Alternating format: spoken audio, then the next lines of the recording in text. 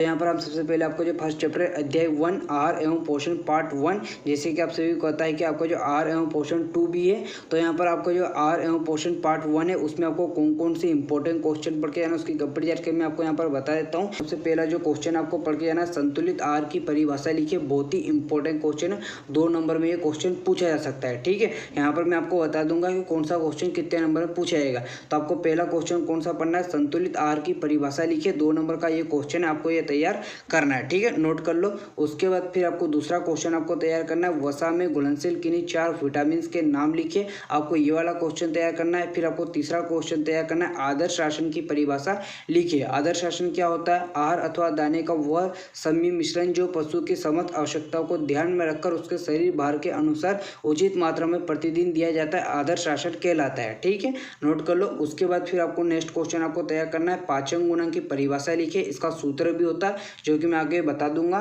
फिर यहाँ पर संपूर्ण पाचक तत्व क्या है, संपूर्ण पाचक तत्व क्या है, ऑब्जेक्टिव पूछ सकता है कि TDN क्या है, TDN का फुल फॉर्म क्या है। तो संपूर्ण पाचक तत्व का यहाँ पर TDN का फुल फॉर्म है। अंग्रेजी में आप सभी को यहाँ पर पता होना चाहिए। अंग्रेजी में जितने भी बच्चों को अंग्रेजी में पता हो यहाँ पर कमेंट कर सकते हो। ठीक है, अगर नहीं पता है तो मैं आपको कमेंट बॉक्स में दे दूंगा। ठीक है, उसके बाद यहाँ पर आपको नेक्स्ट क्वेश्चन तैयार करना है, मोटा चारा किसे कहते हैं। अब मोटा चारा मतलब मोटा लिख के मत आ जाना है, वे चारे जिनमें रेशे की मात्रा क्या होती है 18% से अधिक तथा संपूर्ण पाचक तत्वों की मात्रा 60% से कम हो, मोटे चारे कहलाते हैं। ठीक है, उसके बाद नेक्स्ट क्वेश्चन आपको तैयार करना है, अद्विदलीय चारे के कोई 4 उदाहरण दीजिए। आपको यहाँ पर बताना है कि दलीय चारे के कोई 4 उदाहरण आपको बताना। तो यहाँ पर सबसे पहले तो आप यहाँ पर कमेंट कीजिए द्विदलीय चारे क्या होते हैं, उसके 2 उदाहरण यहाँ पर कमेंट कीजिएगा।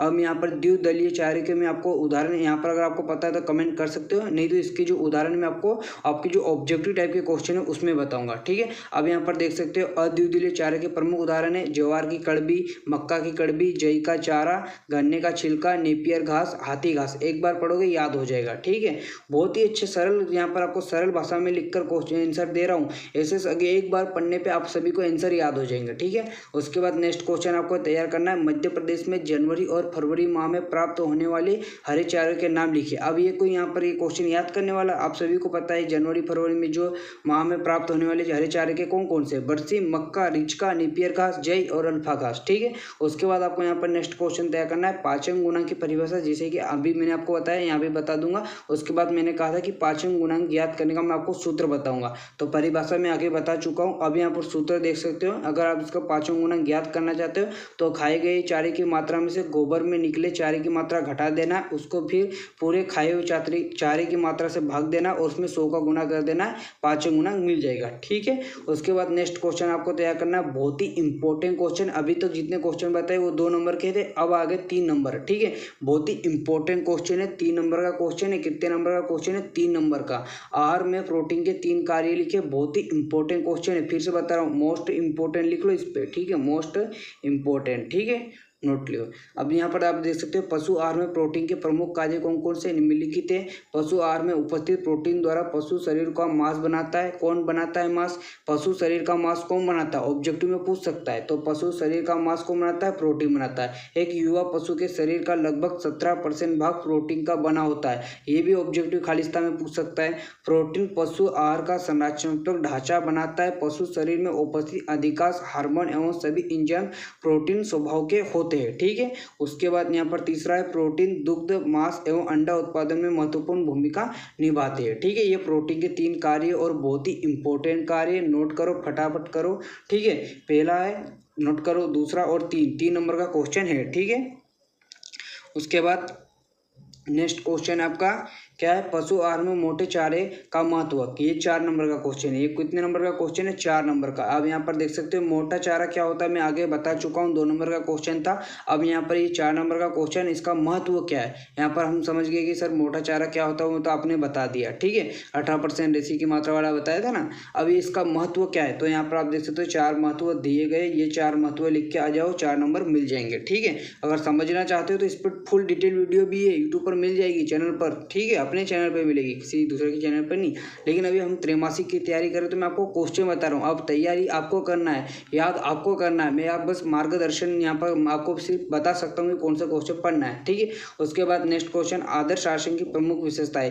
ये बड़ा है, घबराना नहीं है, कहीं नहीं, एक बार पढ़ोगे अच्छे से याद हो जाएगा। आदर्श शासन की परिभाषा पहले बता चुका हूँ। अब इसकी विशेषता क्या है, पाचनशीलता। अब इसका वर्णन भी करके आना, क्योंकि ये 4 नंबर का क्वेश्चन है। कितने नंबर का है, 4 नंबर का। 2 नंबर, 3 नंबर, इस बार आप सभी को पता है ना, 5 नंबर के क्वेश्चन हट गए, ठीक है। अब आपके पेपर में 1 नंबर के ऑब्जेक्टिव, फिर आपके 2 नंबर के क्वेश्चन पूछेंगे, फिर 3 नंबर और 4 नंबर, तो ये 4 नंबर का क्वेश्चन है, ठीक है। उसके बाद पशु आहार में वसा के 3 कार्य, ये 3 नंबर का है, ठीक है। अभी मैंने सब क्वेश्चन नोट किए, फिर पता चला कि ये क्वेश्चन छूट गया था, तो जो कि इंपॉर्टेंट है, बताना पड़ता है, ठीक है।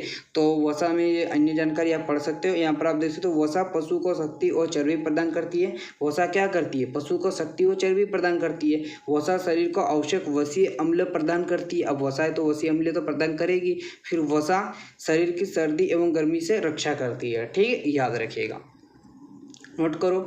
उसके बाद फिर आपको यहाँ पर नेक्स्ट क्वेश्चन तैयार करना है, जो कि 4 नंबर का है, सॉरी ये भी 3 नंबर का है, कि 3 कार्य पूछा ना, तो 3 नंबर क्या पूछा है, पशु आहार में कार्बोहाइड्रेट के 3 कार्य। प्रोटीन के बता चुका हूँ, वसा के बता चुका हूँ, विटामिन तो प्रकार होते हैं शायद, ठीक है। अब यहाँ पर क्या है, कार्बोहाइड्रेट के, ठीक है, तो ये भी नोट कर सकते हो। यहाँ पर 4 दे रहा हूँ, उसमें से आप 3 तैयार कर लीजिएगा, बहुत ही इंपॉर्टेंट क्वेश्चन है, ठीक है। उसके बाद नेक्स्ट क्वेश्चन आपको तैयार करना है, बहुत ही इंपॉर्टेंट है, जो मोस्ट इंपॉर्टेंट बोलता हूँ ना, वो बहुत इंपॉर्टेंट है, ठीक है। मोस्ट इंपॉर्टेंट क्या है, वर्धक राशन क्या है, पूछा ही जाता है। इसके 2 कार्य, 2 नंबर का क्वेश्चन है, या तो परिभाषा पूछेगा या तो कार्य पूछेगा। अब वर्धक राशन क्या होता है आप पढ़ लीजिएगा, इसके कार्य यहाँ दिए गए, नोट करो, ठीक है। उसके बाद आपको यहाँ पर नेक्स्ट क्वेश्चन तैयार करना है, जो कि आपके 4 नंबर का क्वेश्चन है, ठीक है। ये क्या पूछा, डेयरी पशुओं को आहार देने के कोई 12 सिद्धांत। ये मत करो, मैं आपको 4 नंबर यहाँ पर ये वाला दे देता हूँ, वही एक ही है, डेयरी पशुओं को आहार देने के कोई 4 सिद्धांत, एक ही बात है, ये तो नोट हो गया, ठीक है। ये जो पूरा चैप्टर का PDF एक साथ है, ठीक है, तो ये वाला, ठीक है, एक ही हो, इसमें 12 सिद्धांत है, 12, ये भी स्क्रीनशॉट ले सकते हैं। इसमें जो जो सरल लगे वो 4 तैयार कर लीजिएगा, ठीक है, एक ही दोनों एक क्वेश्चन है। उसके बाद पशुओं के शरीर में विटामिन के कोई 3 कार्य, जैसे कि मैं अभी प्रोटीन बता चुका हूँ, कार्बोहाइड्रेट बता चुका हूँ, वसा बता चुका हूँ। अब विटामिन के भी 3 कार्य होते हैं, ठीक है। कौन कौन से कार्य, ये पशु शरीर में विभिन्न मेटाबॉलिक क्रियाओं को ठीक प्रकार से चलाने में सहायक होते हैं। पशु को प्रजनन शक्ति बनाए रखने में बहुत आवश्यक है।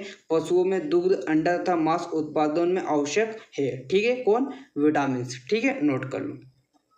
तो यहाँ पर मैंने आपको जो क्वेश्चन बताया, उन क्वेश्चन को अच्छे से तैयार कर लीजिएगा।